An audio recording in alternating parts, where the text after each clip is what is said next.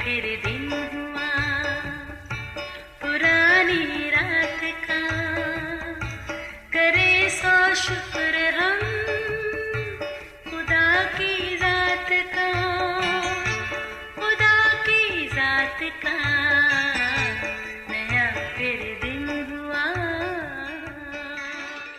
आज की आयत। वहां उन लोगों को बड़ी प्यास लगी, सो वो लोग मूसा पर बुड़बुड़ाने लगे। खरूज 17 बाब 3 आयत। अजीजों, हम में से कोई एक भी ऐसा नहीं होगा जो रात को सोते वक्त ये सोचेगा कि शायद उसे सुबह उठना नसीब हो कि नहीं, बल्कि ऐसी सोच को हम बदशगुनी की अलामत समझते हैं और सुबह के लिए पूरी प्लानिंग करके अच्छी नींद के साथ सोना चाहते हैं। होना भी ऐसा ही चाहिए।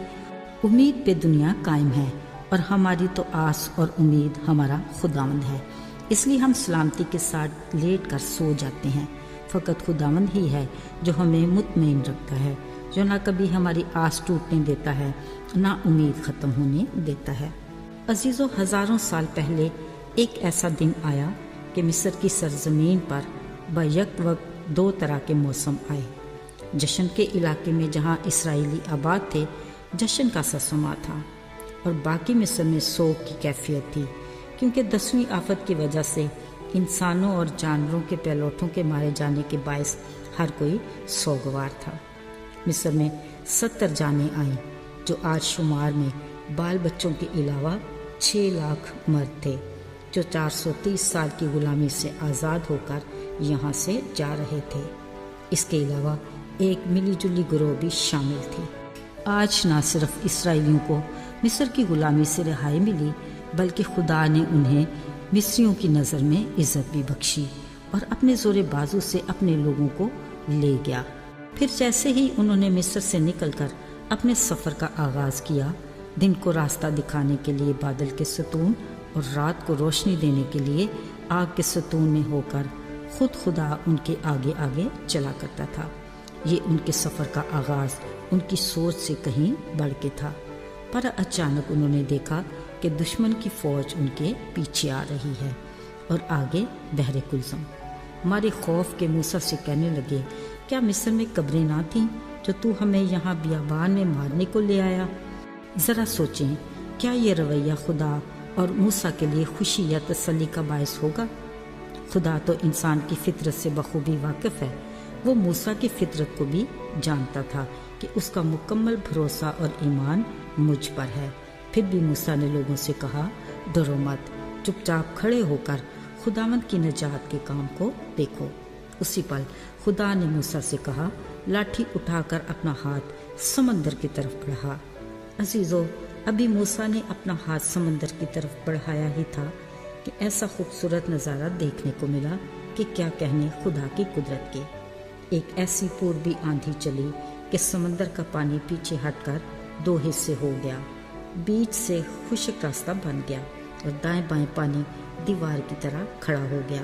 ज़रा सोचें, पानी की दीवारों में मछलियाँ भी होंगी। किनारे पे खड़े लोग यकीनन खुशी से उछलते कूदते खुश्क रास्ते से पार हो गए। ज़रा सोचिए, क्या इसके बाद कोई कसर रह गई होगी खुदा की नजात के काम को देखने की? उन्होंने अपने दुश्मन की फौज को भी समंदर में तबाह होते देख लिया था। मज़े की बात यह कि कुछ देर बाद ही उन्होंने फिर पांसा बदला। चश्मे से पानी पीते वक्त शिकवा किया, इस कड़वे पानी को हम और हमारे बच्चे और जानवर कैसे पी सकते हैं? मूसा ने खुदा के हुक्म से एक पेड़ को पानी में डालकर उसे मीठा किया। यूं उनकी बुड़बुड़ाहट दूर हुई। अभी कुछ ही दिन गुजरे, फिर मूसा पर बुड़बुड़ाने लगे, मिस्र में हम गोश्त की हांडियों के पास बैठकर पेट भर के रोटी खाते थे, पर अब हम क्या करें? वैसे आफरीन है मूसा पर।